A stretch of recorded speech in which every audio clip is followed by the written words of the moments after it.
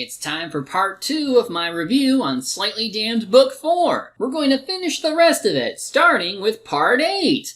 Yeah, that's all I got for this bit. This part happens to be called Oops, All Demons. You could probably guess what inspired that. We start with Rhea and Buaro running from some angry civilians. It's only now that they decided to fight back, but they're chasing the wrong demon. Also, a couple of Latchkey Kingdom characters are here.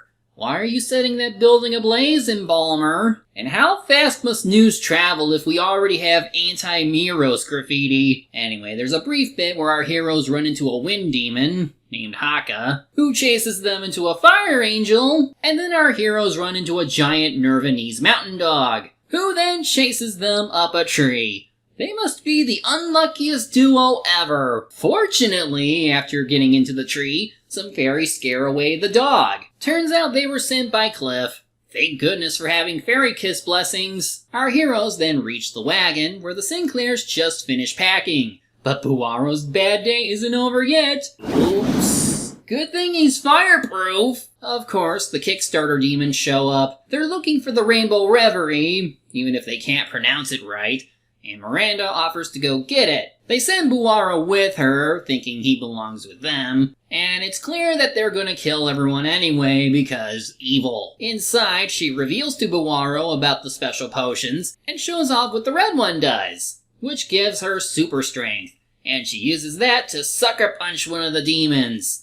Bam! Before I married Cliff, I was a sea witch. I come from a long line of pirates, and I'm no stranger to a good brawl. And she used to have 2 mermaid girlfriends, and they're equally supportive of her current relationship. Anyway, fight time! Miranda goes up against a demon named Triska, who has sharp claws, but Miranda has her sword, and is very good at it. When it looks like she's about to be overpowered, Miranda fights back by doing a gnarly suplex. Ooh, that's so good. Next we have Cliff and Duster fighting off against Hari. Gotta give Cliff credit for fist fighting a demon, despite his scrawny body. He can turn into a lynx at least, which does some good. But before he and Duster can unleash a powerful spell, Hari does some major damage with some magic-empowered feathers. So here's Miranda to bail out her husband by slamming down the entire wagon on the 2 demons.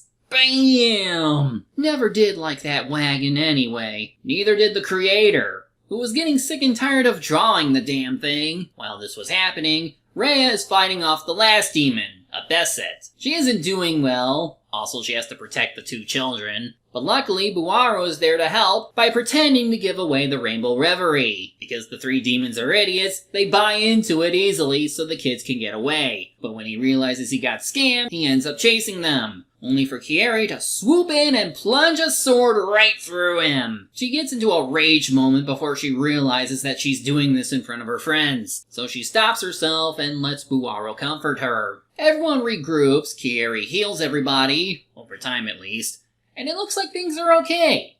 Until it isn't. The 3 demons have vanished, seemingly dragged themselves off despite their wounds. They aren't dead because killing off the fan-created characters this early would have been in bad taste. So this leaves it open to whether or not they can come back. Anyway, good news, Jay brought back all of their travel pets, so everyone can start moving out again. But before that, Rhea checks in on Kieri, who has this to say. My brother is gone. Wait, he died? Is that what happened? Well, we get a flashback to explain it. When they arrived at the place they were told about, they saw the body of an unconscious angel, who happens to be Deneball, and he'll pretty much remain this way for the rest of this arc. And then they get ambushed by Azurai. During the fight, Kazai cuts off one of his horns, who then takes it out on Sanjuro by slicing his hands. Then he dies! Zaharaya! Hey, this might be an LBGTQ plus friendly series, but you're not invincible. Now, Azurai was told to take prisoners, but he's not going to follow the order, so Aratu has to knock him out and finish the job himself. Barami then shows up to seemingly save the angels, but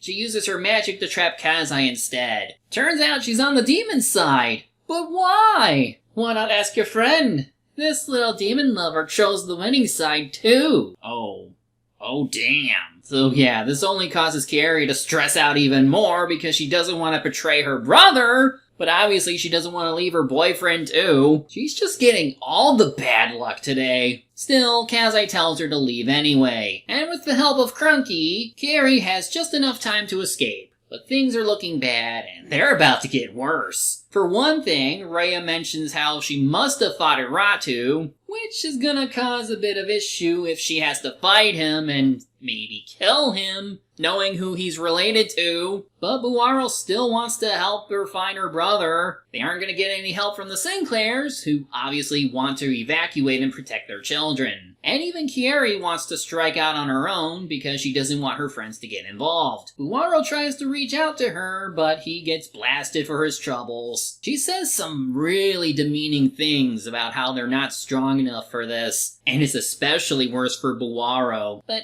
Snowy, stop calling me Snowy, stupid! How could you? And all he does is turn around and cry? And then she leaves? What? No! Come back! No, he loves you! Go! What are you doing? Go! Act like you love her! Rhea finds it suspicious that she started acting like this now, so she wants to find her. She tries to prod Buwaro into helping her, but of course he's upset at first, even having a rare demon outburst. He's eventually persuaded, so they're at least willing to go. The Sinclairs even give them the rest of the Rainbow Reverie, save for one potion that got broke. Buwaro asks if his Trouble Center badge will help prove his worth to the people. Cliff doesn't think so, but he does share this at least. You shouldn't feel responsible for representing all of demonkind. This is about survival. Your reputation as an individual could be the difference between life and death. Someone's definitely been growing up over the course of the series, and even Jay's gonna come along because why not? And with that, this is the last we see of the Sinclairs, at least for now. So the trio are now asking around for Kieri's whereabouts, while doing a bit of hero work in the process. They even get a few rewards for their good deeds. Rhea got herself a scythe, while Buwaro got a punch in the nose, because demon. He then wonders if he should have shown more affection towards Kieri, as a way to keep her from snapping at him. Believe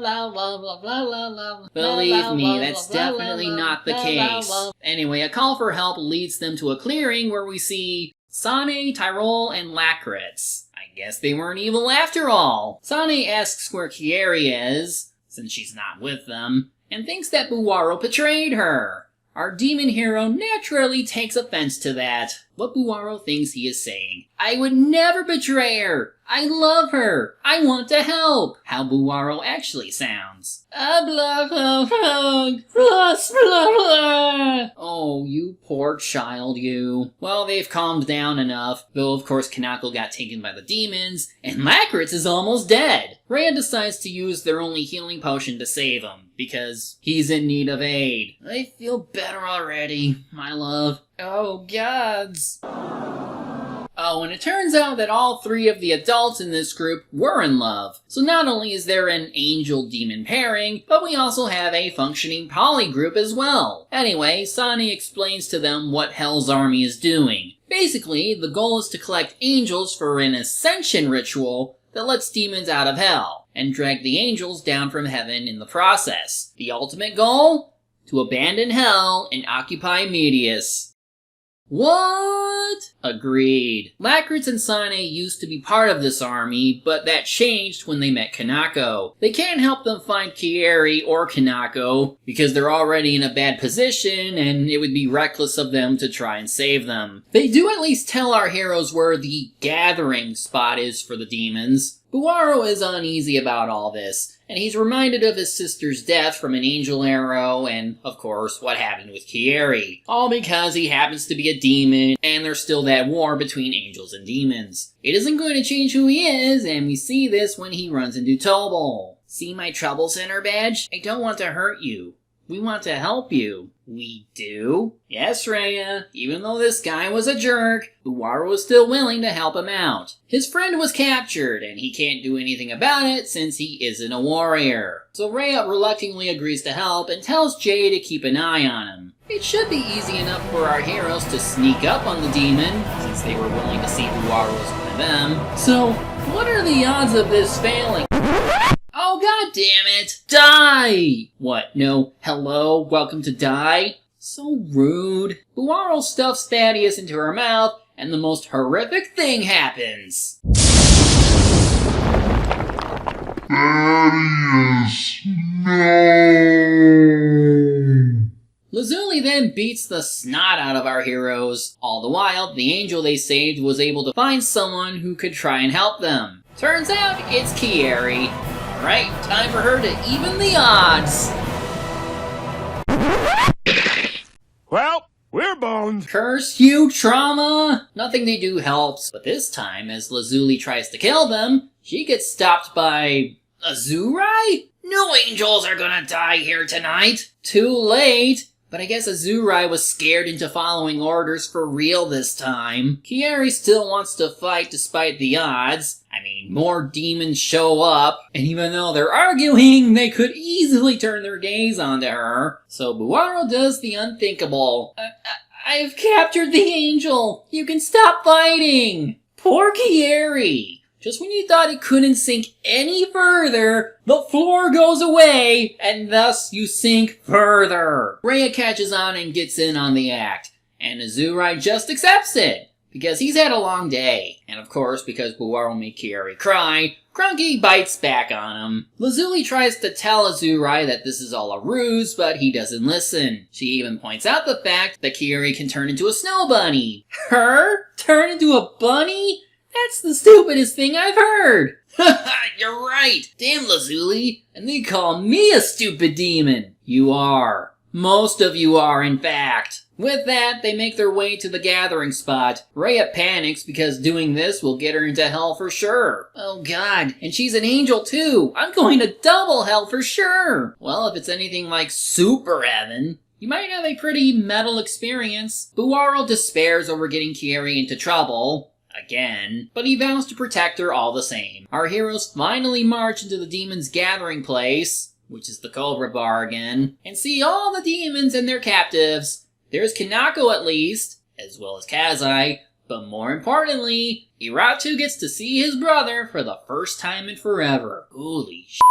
You're telling me? This was certainly a pretty heavy series of events we just went through. Like, goddamn, Kieri is torn between a boyfriend that seemingly betrayed her, and a brother who could turn on her at any moment because of said boyfriend. On top of her own personal traumas and self-esteem issues, seeing all this hurts a lot. But even then, I just can't look away. Slightly Damned is very good at making us care for its characters. Not to mention having a message where even in a situation where most of society is against you, it still encourages you to help people. You aren't bound by the actions of others, and people will see you for that. If we do get around to covering Book 5, or at least whatever metaphysical version of it exists, we'll finally see how this whole situation resolves. But until then, we are at least assured that the St. Curtis arc has done wonders for story and character development, even if there's a lot of pain and suffering in the process. I'm the Media Hunter. Media's my prey, and reviewing them my way.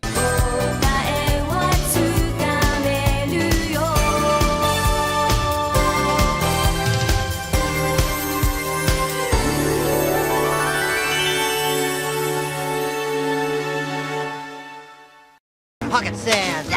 Yeah.